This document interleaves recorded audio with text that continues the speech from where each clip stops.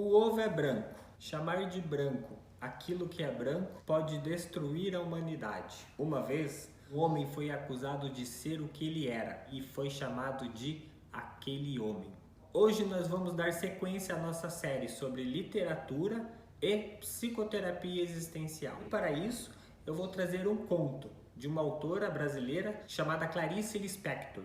E o conto chama-se O Ovo e a Galinha.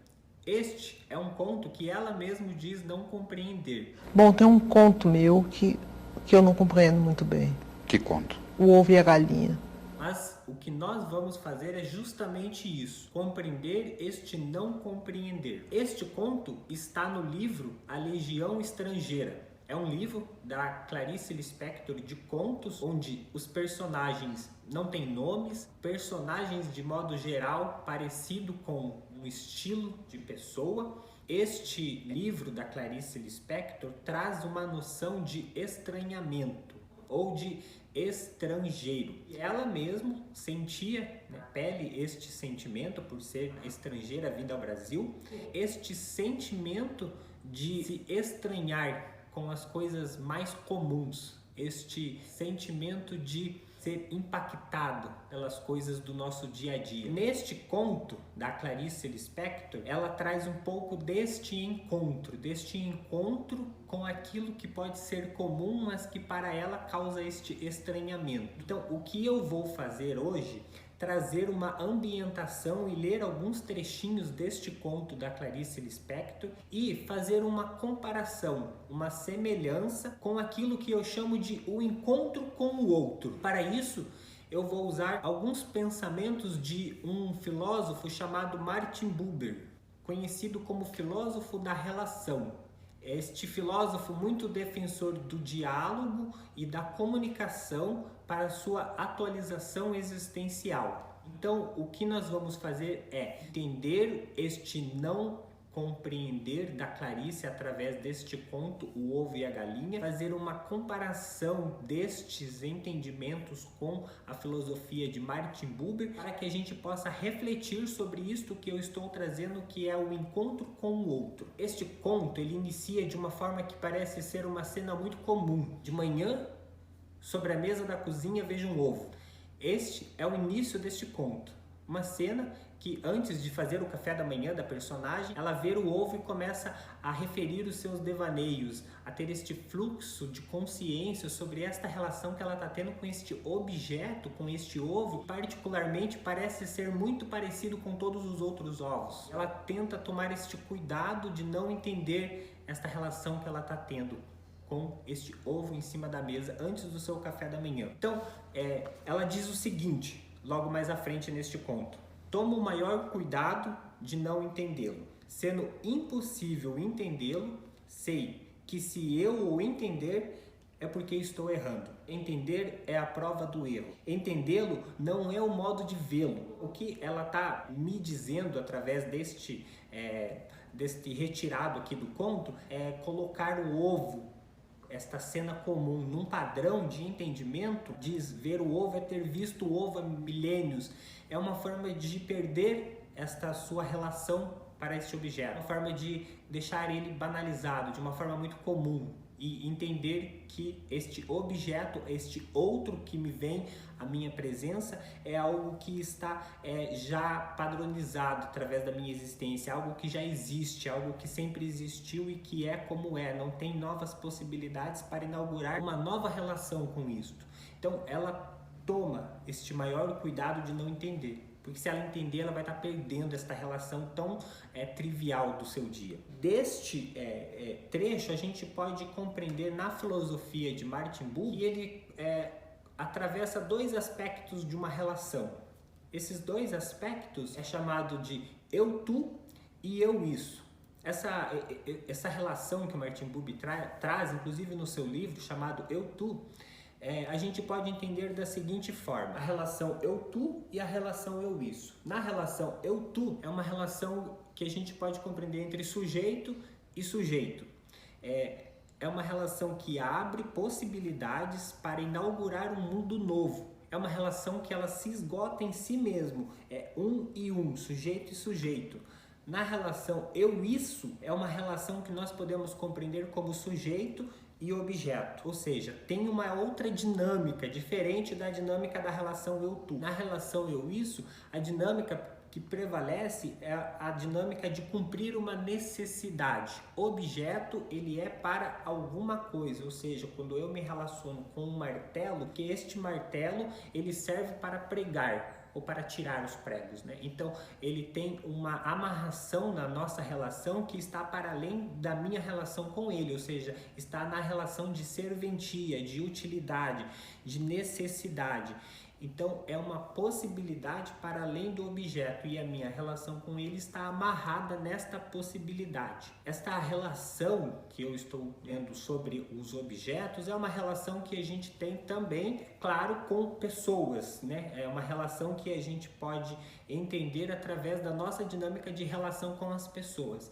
Ambas as relações coexistem, ambas as relações precisam existir para equilibrar uma a outra. Nós podemos refletir através deste conto como estão as nossas relações e como as nossas relações, se elas são relações imbricadas no sujeito e no sujeito, ou seja, ela abre possibilidades para a atualização da minha existência através desse esgotamento de si na relação, ou elas estão todas amarradas em outros laços, em outras necessidades, em outras utilidades. Colocamos as pessoas muitas vezes como um objeto. Para que a gente possa refletir um pouco dessa relação eu-tu e dessa relação eu-isso, a gente pode dar um exemplo na relação empresarial, onde o que vem em primeiro lugar antes da pessoa é o seu crachá, a sua função de produtividade, por exemplo, numa empresa.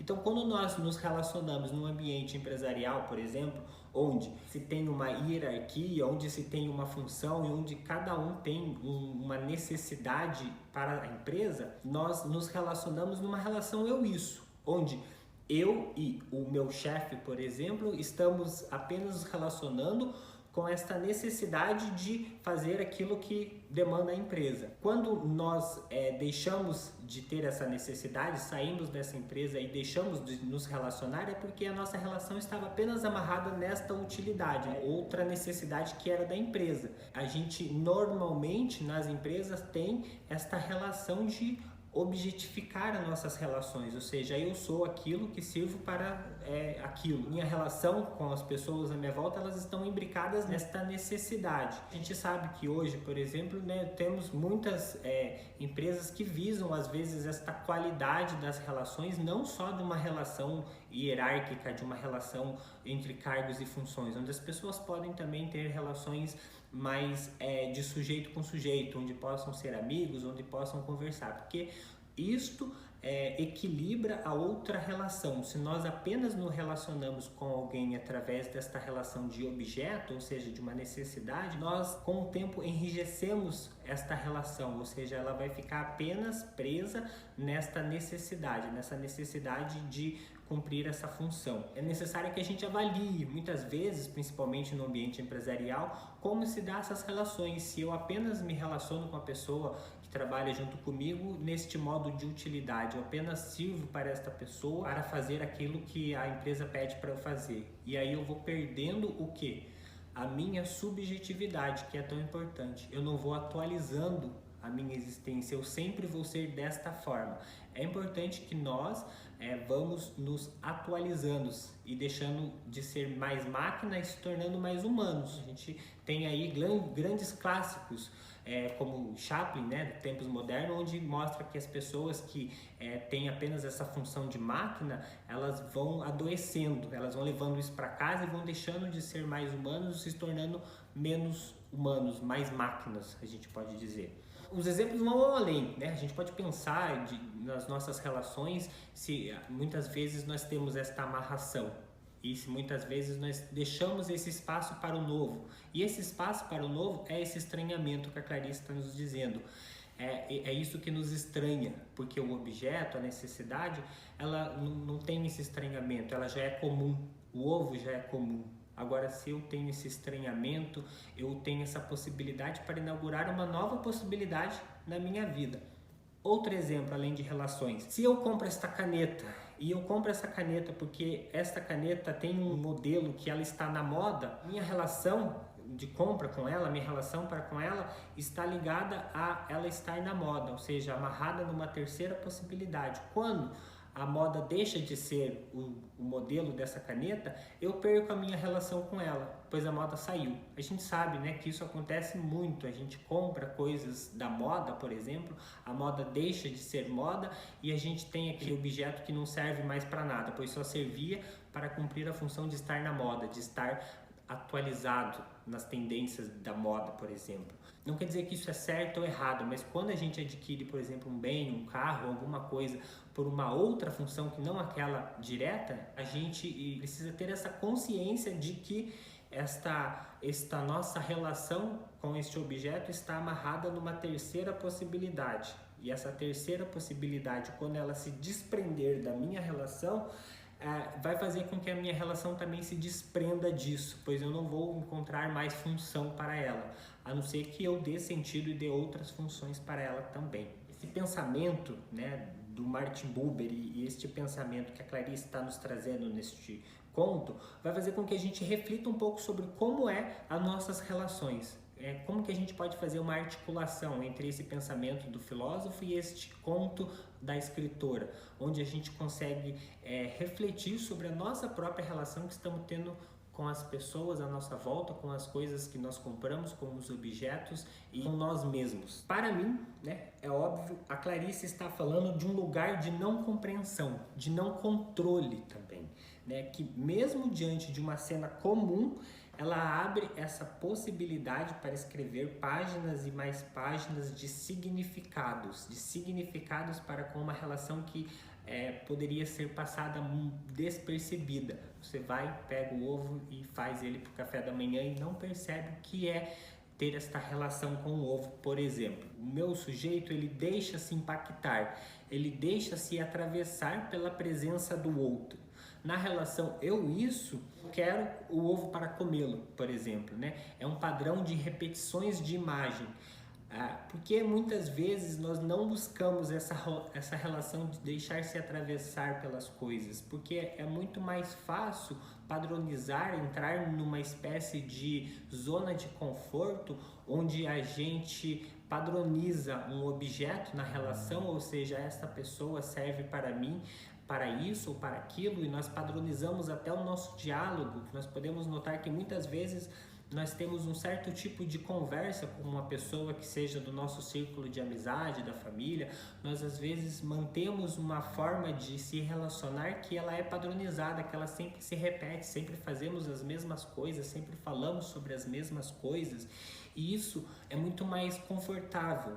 Mas ter este estranhamento para falar sobre novas possibilidades, para fazer novas atitudes para a nossa vida, para a nossa relação, é uma relação que causa estranhamento, é uma relação onde a gente vai ter esse atravessamento da presença do outro através da nossa presença. Mas é só aí, é só nesta relação que há a possibilidade da inauguração de um mundo novo, a possibilidade de nós transcendermos em nós mesmos, de nós atualizarmos a nossa existência, de sermos quem a gente não era, a possibilidade de ver com outros olhos aquilo que nós víamos há milênios, como o ovo, por exemplo, a possibilidade de nos ver de uma forma diferente, de fazer outras coisas diferentes. Então, óbvio que quando nós conhecemos uma pessoa pela primeira vez ou quando nós estamos numa relação muito nova, nós temos essa gama de possibilidades de fazer coisas novas, de ser de um modo diferente, de fazer outras coisas. Mas aos poucos nós vamos colocando essa relação em um padrão. Então colocamos essas utilidades, essas necessidades à frente da pessoa, esse crachá à frente da pessoa. Mas nós podemos e devemos refletir sobre as nossas relações, se elas estão padronizadas ou se elas estão nesse estranhamento, nessas possibilidades de abertura para o novo. Por quê? Veja um outro trecho da Clarice. Só vê o ovo quem já o tiver visto. Ao ver o ovo é tarde demais. Ovo visto, ovo perdido. O ovo não tem um si mesmo. Individualmente, ele não existe. Individualmente ele não existe. Então, assim, nós só nos atualizamos em relação ao outro, em relação a este encontro com o outro. Então, este encontro com o outro, através deste estranhamento, ele é de suma importância para a nossa atualização, ou seja, para a nossa existência. Sozinho nós não existimos. Se nós não tivermos essas possibilidades de atualização, nós não vamos existir. Se eu apenas viver numa relação dita empresarial, onde eu só sirvo para uma função, eu não existo. Eu posso ser trocado por uma máquina, eu posso ser trocado por alguém que faça as mesmas coisas que eu. Se sozinho ele não existe, se eu não tiver a quem falar ou a quem me ouça de verdade, totalmente, eu não me expresso e, consequentemente, eu não atualizo o meu ser. Nós não estamos sozinhos neste mundo, mas será que eu me expresso e percebo a minha motivação para a expressão e atualizo o meu ser? Nós estamos rodeados de pessoas, estamos cercados no nosso círculo social de pessoas da nossa família, de amizades, de pessoas que trabalham junto conosco, mas será que eu me expresso e as pessoas em volta deste meu círculo, elas realmente me ouvem? Eu consigo, através desta imagem refletida de mim mesmo, nesta outra pessoa, atualizar as minhas possibilidades existenciais, né? Clarice vai dizer que se alguém diz o ovo, esgota-se o assunto. Se alguém diz um ovo, abre possibilidade. Então, até esse limite da linguagem que ela vai nos trazer, vai dizer que quando nós nos relacionamos, por exemplo, e dizemos aquele homem, como ela disse, ou um homem, nós vamos limitar ou possibilitar novas atualizações desta relação. Então, se alguém diz o ovo, né, esgota-se o assunto. Não tem mais como falar, pois ela já deu todas as possibilidades daquele objeto. Agora, se a pessoa diz um ovo, há possibilidades dele ter outros sentidos, outros significados. E a nossa vida, de forma geral, é uma busca por significados, uma busca por sentido, uma busca por si mesmo, um reconhecimento de dar sentido à nossa própria existência. E quando nós temos essa possibilidade de falar sobre algo que pode ser muito comum na nossa vida e dar novos sentidos e falar e descrever a nossa forma de expressar sobre uma relação como essa, que a Clarice vem trazer aqui de um objeto simples, de uma cena do dia a dia, nós conseguimos atualizar a nossa existência, nós conseguimos ser mais humanos. E eu espero que a partir deste conto, que a partir deste pensamento também, a gente possa refletir um pouco sobre essa nossa condição, como estão as nossas relações hoje em dia, como eu consigo ter este estranhamento para aquela relação que já é comum, aquela relação que eu já nem percebo mais o meu colega, a pessoa da minha família, a pessoa que trabalha comigo, porque sempre temos as mesmas notícias, sempre falamos da previsão do tempo, sempre falamos de como vai chover, sempre damos bom dia, boa tarde, boa noite da mesma forma. Como eu consigo ter este corpo estranho ao meu lado? Por exemplo, um elevador é um lugar onde nós temos dois corpos e eles normalmente se estranham. E o que acontece nesse estranhamento para que a gente não lide com ele? Vem a palavra, falamos o bom dia, boa tarde, falamos algo para que a gente não entre nesse atravessamento de dois corpos estranhos no mesmo espaço.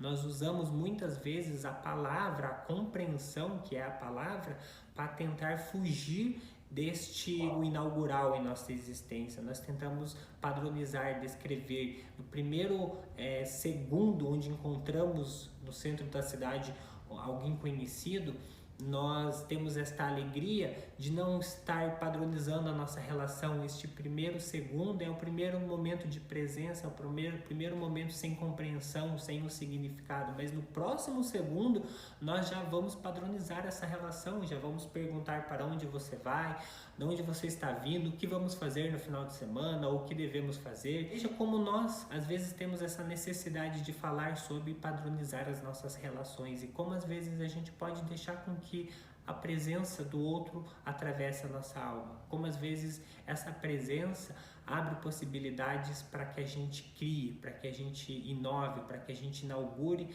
a nossa própria existência e a gente mude com o tempo. tá bom? Então eu espero que vocês possam ler este conto cheio de imagens, é um conto que nos traz muito essa reflexão, não compreensão daquilo que a Clarice está trazendo. Espero que a gente possa pensar um pouquinho sobre as nossas próprias relações através deste conto e desse pensamento. E como está o seu encontro com o outro hoje em dia. É isso, muito obrigado e estudem também.